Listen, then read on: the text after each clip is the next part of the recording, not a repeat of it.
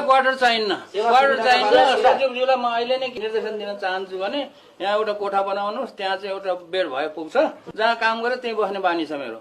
Kitchen चाहियो, किचनमा आफै पकाएर खान्छु।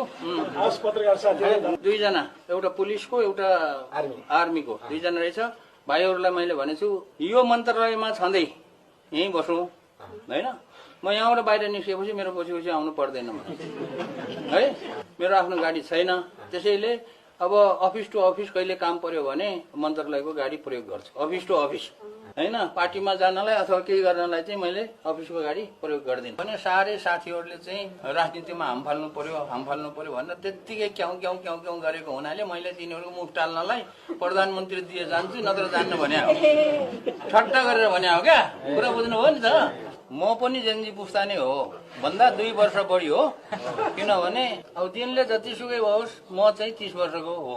किन भन्दाखेरि मैले जहिले पनि काम गर्ने भनेको चाहे आविष्कार केन्द्रमा होस् चाहे बढीमा 30 वर्षभन्दा बढी उमेरको मान्छेहरू मसँग हुँदैन।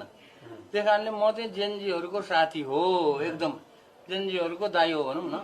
अर्काको बुद्धिको पछाडि नहिँड, अर्काको झोला बोकेर नहिँड, आफूले